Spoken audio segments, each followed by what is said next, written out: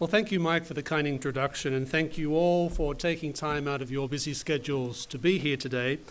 I always like speaking to Grand Rapids audiences, to be with friends, and to see so many familiar faces. Now, as you know, my topic is Pope Francis, poverty, and the economy, a subject that, as you also know, has been the topic of much commentary over the past 3 years. Now, in more recent times, by which I mean the last year, some of that has had something to do with the ongoing debate about climate change, a subject which I confess I don't follow closely, on which I have no particular expertise, and on which I am therefore going to say nothing today. Instead, what I'd like to focus upon is something I like to think I know a little bit about, which is political economy and some of the economic thinking that underlies some of the things that Pope Francis has been saying about the very important topic of poverty. Again, as some of you know, I have been, shall we say, somewhat critical of some of the economic presumptions, analyses, and recommendations contained in the Holy Father's apostolic exhortation, Evangelii Gaudium, as well as his encyclical Laudato Si. And these are, of course, topics which, I should add, Catholics are, for the most part, perfectly free to debate among themselves, with their fellow Christians, and those who don't hold to the Christian faith, but who are interested in what significant religious leaders have to say about these subjects. So I'd like to begin with the 2013 apostolic exhortation, Evangelii Gaudium, the joy of the gospel, which I think foreshadowed many of the economic arguments that you find in Laudato Si. Now, some of you will recall that when that document appeared in November 2013, much of the commentary was dominated by discussion of just six of the text's 288 paragraphs. And that's a shame, because Evangelii Gaudium is in many respects a beautiful document. The emphasis, for example, upon the Holy Spirit's most neglected member, which is, of course, the Trinity, the Holy Spirit, in the Church's life, I think, is especially inspiring. But for all that, Evangelii Gaudium's 6 paragraphs about the global economy struck many Christians and others as less than convincing. To be very frank, as Pope Francis is always encouraging us to be, many of the economic claims made by this document and some of its underlying assumptions were very questionable. In many cases, they reflected the straw man economic arguments that you encounter quite often in some Catholic and other Christian circles, especially in Western Europe, but also, I have to say, in Latin America. Now, prominent among these was the Pope's condemnation of the, quote, absolute autonomy of markets, end quote.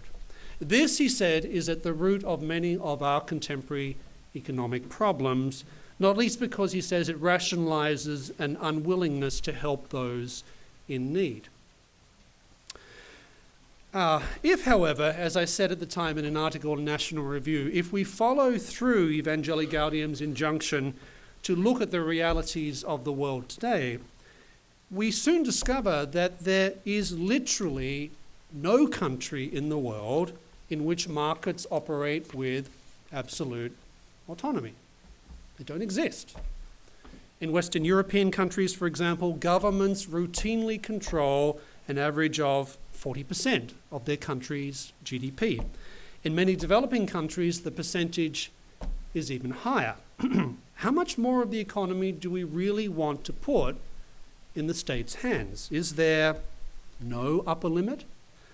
I often like to point out that in private correspondence with the Australian economist Colin Clark, even John Maynard Keynes suggested that the figure of, quote, 25% of GDP as the maximum tolerable proportion of taxation may be exceedingly near the truth, end quote. That's John Maynard Keynes saying that. Nor did there appear to be any consciousness in Evangelii Gaudium of just how regulated the world's economies are. The rules and regulations that apply, for example, to economic life in North America and Western Europe are fast approaching the status, I would argue, of almost uncountable. The situation in most developing countries is hardly any better. In fact, so extensive is the range and scope of regulation in most countries today that, as I've argued elsewhere, I think it's creating some significant rule of law problems. The amount of regulation that now affects, for example, developed Western economies is now so great that it's likely that even very good judges who have no interest in being judicial activists are issuing rulings that are ad hoc and arbitrary in nature. Yet another claim made in Evangelicalium that I think warranted some scrutiny was that certain ideologies, quote, reject the right of states charged with vigilance for the common good to exercise any form of control over the economy, end quote.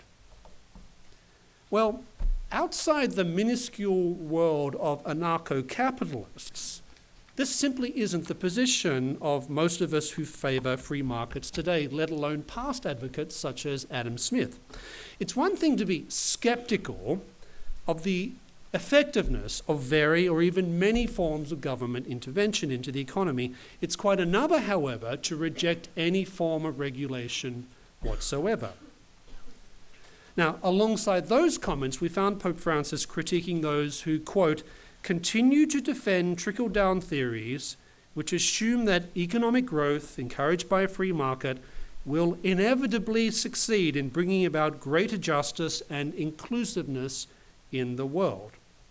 Such a view, the Pope went on to say, quote, which has never been confirmed by the facts, expresses a crude and naive trust in the goodness of those wielding economic power and in the sacralized workings of the prevailing economic system. More generally, the Pope said, quote, we can no longer trust in the unseen forces and the invisible hand of the market, end quote. Well, there are several problems with that line of reasoning. First, opening up markets throughout the world has helped reduce poverty in numerous developing countries. East Asia is a living testimony to that. It's a testimony that I think is routinely ignored by many Catholics in Western Europe who tend to complain, in my experience, rather self-centeredly about the competition it creates for protected Western European businesses and other recipients of corporate welfare. And it's also a reality about which I have found many Latin American Catholics simply have nothing to say. Second, it's never been the argument of most of those people who favour free markets that economic freedom is sufficient to reduce poverty. It's certainly indispensable. Witness, for example, the failure of planned economies to solve the problem of scarcity. But growth and markets are not enough. Among other things, you need stable governments that provide infrastructure, you need property arrangements that clearly identify who owns what, and above all, you need the rule of law. Now, it hardly need be said that rule of law, an expression that appears nowhere in Evangelicalium or in Laudato Si, is, to put it mildly, a challenge in most developing nations. The lack of rule of law, I think, not only ranks among the biggest obstacles to their ability to generate wealth on an ongoing basis, but it also hampers their ability to address economic problems in a just manner. Instead, what you typically find is crony capitalism, rampant protectionism, and the corruption that's a way of life in much of Latin America and Africa. Moreover, far from insisting that the invisible hand, which is a metaphor employed by Adam Smith that merits an entire separate discussion in itself, far from insisting that the invisible hand is somehow enough, many market-orientated scholars have for many decades been underscoring the vital importance of values and institutions in explaining the causes of economic growth and decline. Nobel laureate economists such as Edmund Phelps and the late Douglas North have deepened our knowledge of how the values, the expectations, the beliefs, the rules, and the informal protocols that define a given economic culture, how they help to determine, first of all, whether a country can break the bonds of poverty, and second, whether a country goes from wealth to seemingly perpetual economic decline. Pope Francis's native Argentina being the 20th century's exhibit A of such decline. Or three, whether an economy enters a state of prolonged stagnation, like Japan in the 1990s or much of Western Europe today. Lastly, there's the issue of redistribution. In numerous places, Pope Francis has called for a more equitable distribution of resources within and between societies. Now, of course, Christianity has from the very beginning emphasized that private property is not absolute. It's also always affirmed that the state has a role in ensuring a more just distribution of goods. To this, however, Pope Francis added that some people today find any mention of redistribution issues to be, quote, irksome, end quote. Now, personally speaking, I don't find discussions of wealth distribution to be bothersome at all. Christians, in my view, should enter enthusiastically into those debates, because it's precisely through those conversations that it can be pointed out that, as Evangelii Gaudium seemed, alas, unaware, many poverty alleviation methods that involve redistribution, such as foreign aid, are increasingly discredited. As the economist and the historian of the Federal Reserve, Alan Meltzer, put it, one of the 20th century's great economic lessons is that, quote, transfers, grants, and redistribution did little to raise living standards in Latin America and Africa. In other words, the standard wealth redistribution policies, often regarded as indispensable to poverty alleviation, have failed to achieve their goals. Hence, I think it behooves all Christians to ask ourselves why such approaches have failed if we're going to have a serious conversation about wealth and poverty in the developing world. Now, my critique of Evangelii Gaudium, both then and now, is by no means intended to imply that all of Pope Francis's observations about economic life are somehow wrong or mistaken. As it happens, I think he said several things that should resonate with those who favor free markets and free enterprise. The Pope, for example, stated that welfare projects should be seen as temporary responses. He also warned against what he called the welfare mentality. Evangelii Gaudium went on to extol free and creative work. It also affirmed that business is a noble vocation that serves the common good by striving to increase the goods of this world and to make them more accessible to all. Likewise, the Pope's warnings about, for example, the tendency for even many Christians to immerse themselves in a culture of prosperity for its own sake are well taken. In his own lifestyle, Pope Francis has long been a living reproach to those who think that our salvation is found in the possession, use, and accumulation of more and more stuff. Equally important was Evangelii Gaudium's reference to the way in which excessive debt and the accumulation of interest, quote, make it difficult for countries to realize the potential of their own economies, end quote. And yet, for these and all these other observations, it's difficult not to come away from reading Evangelii Gaudium without thinking that there are just too many unexamined assumptions about the economy that made their way into that document. Indeed, the Pope himself indicated that some of his thoughts about poverty in economics would generate criticism. Quote, if anyone feels offended by my words, I would respond that I speak them with affection and with the best of intentions, quite apart from any personal interest or political ideology, end quote. Well, I myself took no offense from Evangelii Gaudium's observations about poverty and the economy. In fact, I admire Francis's determination to ensure that we don't lose sight of the material misery in which too many people still live. His words were also a powerful reminder that Christ's commandment to love the poor is non-negotiable for for Christians.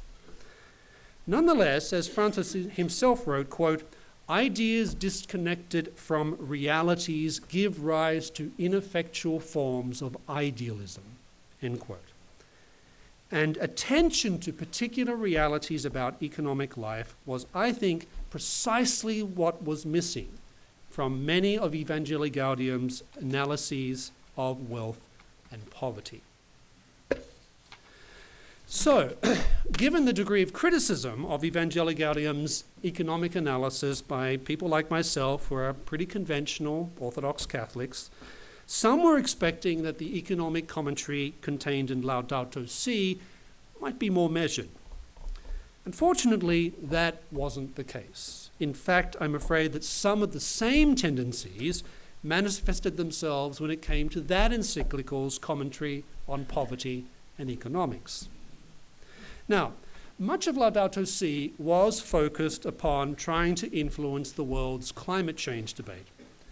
Moreover, despite the text's occasional wandering into very technical subjects, including and not limited to acidification of the oceans, circular models of production, paper recycling, public transportation, levels of plankton in the ocean, the disposal of detergents, the effects of synthetic agrotoxins, the replacement of virgin forests with plantations, genetically modified cereals, environmental renewal projects, and the economic effects of air conditioning. And yes, all of these and more were mentioned and discussed in detail in Laudato Si. The deeper significance, I think, of this long and frankly, I think, rather awkwardly written document will be, I think, on how it shapes theological reflection upon man's relationship with the material world. But while most of the text's reflections on public policy issues focused on the environment, a subterranean theme that became decidedly visible from time to time was the encyclical's rather negative view of markets. This seems to confirm, I think, that this pontificate's reaction to respectful questions asked about the adequacy of Evangelii Gaudium's economic analysis has simply been to recycle, no pun intended, some of that document's demonstrably flawed arguments concerning the market economy's nature and effects. Now, to be sure, there is much about today's global economy that merits criticism. Laudato Si rightly underscores the problem of bailing out banks at everyone else's expense. Does anyone here doubt that if the world faces yet another series of major bank failures, governments are going to behave in exactly the same way, thereby reinforcing the moral hazard problem that's at the root of so much of the financial sector's dysfunctionality? Does anyone seriously doubt that governments won't bail out banks? The encyclical also suggests correctly that despite 2008, there has been a major failure to reform the world's financial systems. Likewise, the Pope's tough criticisms of those who regard population growth as somehow damaging the environment and impeding economic development are, in my view, spot on. Nonetheless, many conceptual problems and questionable empirical claims characterized the encyclical's vision of contemporary economic life. In terms of environmental degradation, Laudato Si appears oblivious to the fact that the 20th century's worst economically driven pollution occurred as a result of centrally planned state industrialization schemes in former communist countries. Anyone who's visited Eastern Europe or the former Soviet Union and witnessed the often devastated landscape will quickly attest to the truth of that insight. Then there's the encyclical's use of global north and global south language to describe some of the global economy's dynamics. This terminology has been used by other popes in the past, but it also reflects the conceptual apparatus of what's called dependency theory. The notion that resources, especially natural resources, flow from a periphery of poor countries to a wealthy core of rich states, thereby benefiting the wealthy at the expense of the poor. This meant, according to dependency theorists, that peripheral nations should restrict trade with developed countries and limit foreign investment. The point was to reduce their reliance upon exports of raw materials and agricultural products, consequently promoting the development of domestic industrial sectors. Now, that understanding of the global economy's dynamics, much of which was formulated by Latin American economists in the 1950s, has long been discredited. Not even many centre-left economists are particularly willing to defend it. There are, for instance, countries in the South, such as Chile, Australia, and New Zealand, that are classified as developed economies. Furthermore, they have become wealthy partly because of, one, material and agricultural exports, and two, conscious choices to integrate themselves into the global economy rather than remaining cowering behind protectionist walls while trying to prop up uncompetitive industries through subsidies. And where, one might ask, do northern hemisphere economies, such as Russia's crony capitalist arrangements or the Middle East's petroleum economies, fit into this north-south schema? The answer is they don't fit into this schema.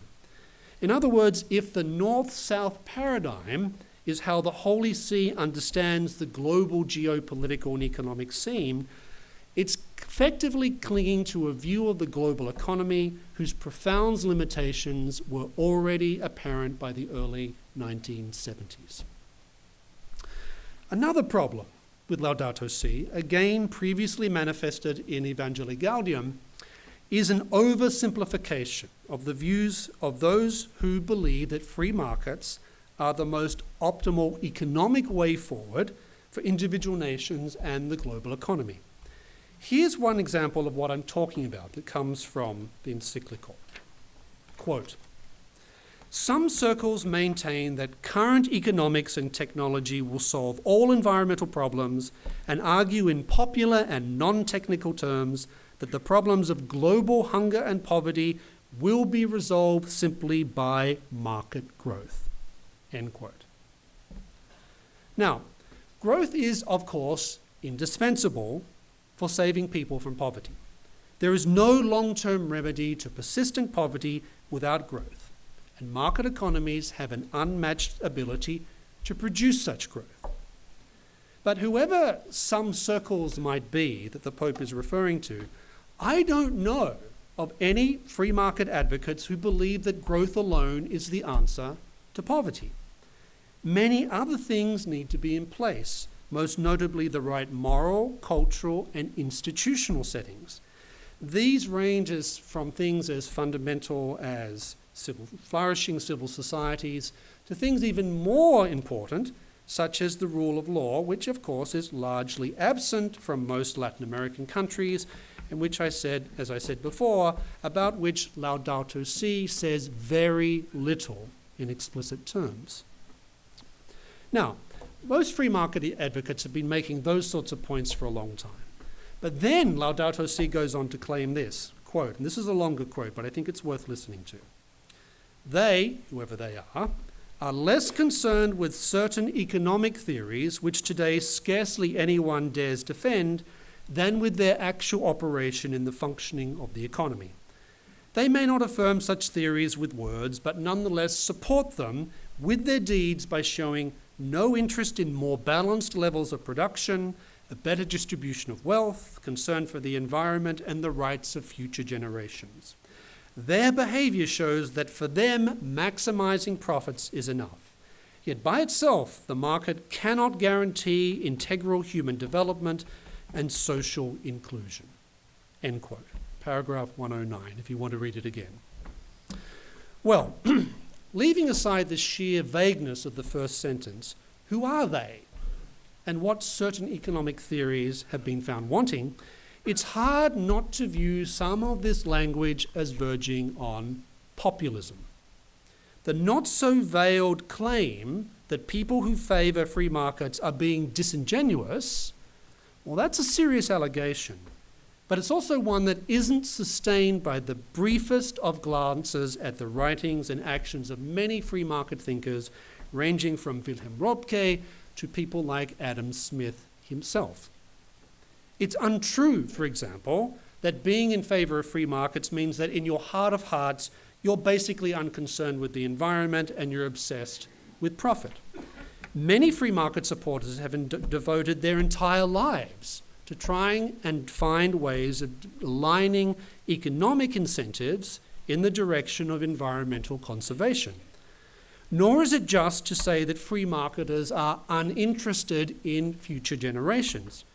It has been, for the most part, people who favour free markets who have been arguing that the current recourse to debt by Western governments in order to avoid making hard but necessary fiscal reforms is laying up enormous trouble for future generations. Those of a more interventionist or Keynesian disposition are generally silent about this subject, or they don't think it's a real problem. Lastly, you could probably count on one hand the number of free market supporters who believe that economic freedom alone will ensure human flourishing. Take, for example, Adam Smith. Now, not everything in Adam Smith's thought is reconcilable with the Christian vision of man, but Smith's vision of commerce and market exchange is rooted in a wider civilizational vision that first stresses the need for a strong civil society, second, acknowledges that there are some things that only governments can do, and three, underscores the importance of classical, commercial, and yes, Judeo-Christian values prevailing in a society if a market economy is going to flourish and benefit the majority, rather than just privileged elites who enjoy close ties with the political class. Now, what's sadly ironic I find about all this is that the very same encyclical that makes these sweeping assertions about the free market and its advocates is also marked by several welcome calls for reasoned and broad debate about how we address environmental and economic problems. Laudato Si also emphasizes that the Church doesn't have a monopoly of wisdom on the prudential dimension of environmental and economic questions. Yet, the encyclical's uses of phrases such as deified market and magical conception of the market, its unsupported association of moral relativism with Adam Smith's invisible hand, its relentless linkage of the market with materialism and consumerism, neither of which have had any difficulty flourishing outside market arrangements, its failure to critique the left populist regimes that have brought economic destruction to countries such as Argentina and Venezuela, and the encyclical's attribution of suspicious motives to those who favour free markets, I think runs rather contrary to this call for open and respectful debate. Now, it's true that some Christian clergy and activists apparently think that dialogue with the world means listening more or less exclusively to what the increasingly atheistic, relativistic, and anti-Christian political left thinks about any given issue. This, however, is not an excuse for stigmatizing the position of those who make the simple and hard-to-deny point that the fastest and greatest reducer of poverty in history and at the global and national level has been the market economy and the habits and the culture and the institutions upon which things like entrepreneurship, free exchange, and the growth of surplus capital is dependent. Now, I don't want to deny that some economic conservatives' criticisms of Pope Francis since 2013 have verged on the absurd. The briefest of glances at the Pope's writings underscores that Jorge Bergoglio is no liberation theologian. It is equally nonsensical to describe this Pope as a Marxist.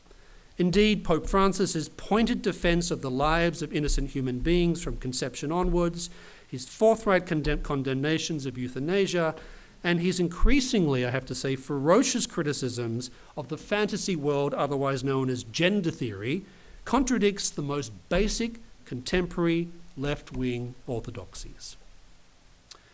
For all that, however, and despite the undoubted authenticity of Pope Francis's concern for the poor, it's lamentable that this pontificate seems reluctant to engage in a serious discussion of the market economy's moral and economic benefits vis-a-vis the alternatives. Society's well-being obviously cannot be reduced to economic efficiency or growth, nor will free markets save our souls. But given the right ethical, social, and institutional arrangement, economic freedom and a vibrant commercial sector can go a long way to delivering us from the disease, poverty, and economic stagnation that marked most of the pre-Wealth of Nations Europe and which still continues to plague much of the developing world. So I must say I was heartened when I read a transcript of the interview that Pope Francis conducted on his flight back from his 2015 trip to Latin America. After remarking that he had, quote, a great allergy to economic things because my father was an accountant, that makes sense, apologies to the accountants, he was asked by a journalist about what the journalist described as American critiques of some of his comments about economic subjects. Now, the Pope responded by saying this, quote, I've heard that there were some criticisms from the United States. I've heard about it, but I haven't read about it. I haven't had the time to study this well because every criticism must be received, studied, and then dialogue must ensue. If I have not had a dialogue with those who criticize, I don't have the right to state an opinion. End quote. Now, personally, I found those words rather encouraging. First of all, I think they underscore a genuine humility, something shared, I think, by most popes. And here we should recall that humility is not about self-abasement. Humility, rather, is a willingness to avoid pride, to know our limitations, and to recognize that none of us know everything.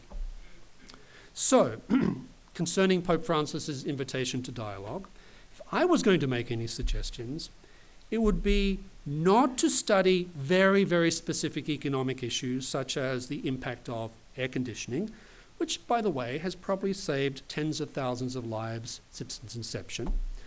Instead, I'd recommend that the Church engage in closer study of the empirical data concerning poverty and economic inequality. 2, reflect on the historical experience of economic growth and decline. 3, acknowledge that the past 40 years has witnessed some of the greatest and fastest reductions in global poverty and global economic inequality in history. And 4thly, pay some attention to some of the economic insights that were developed in the Anglo-American world. All this is important because of what Pope Francis wrote in Evangelii Gaudium, paragraph 232, which I quoted before and I'll quote again.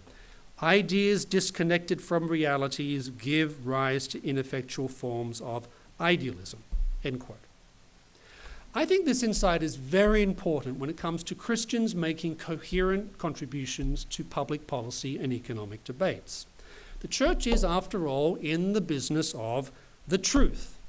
And the truth is surely one of the best antidotes to the sentimentalism and populism in which so much economic discussion is mired today, inside, but also outside the Christian Church.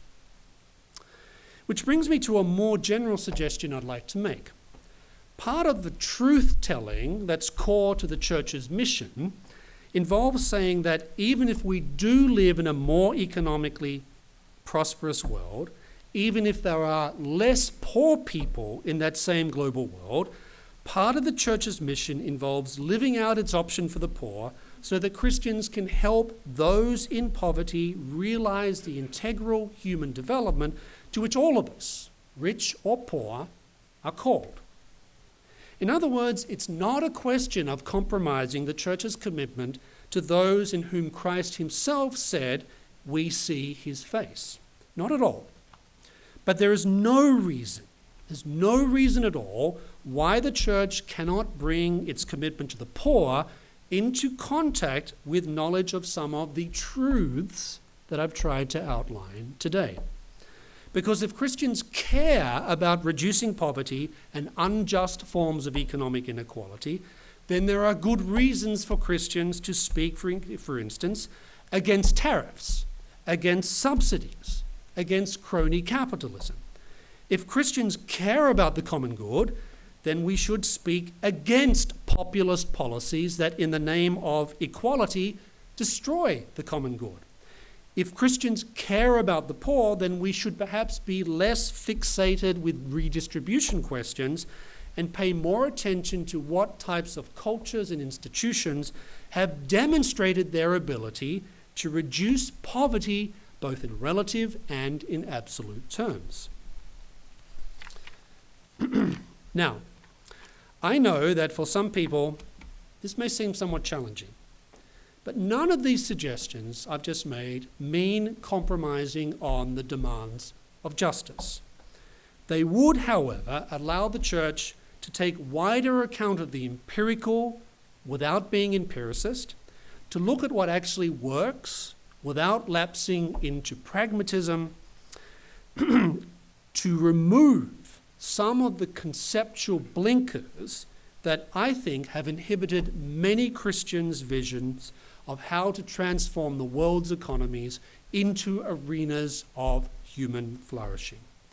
The well-being of the poor, I'd suggest to you today, surely demands nothing less. So thank you.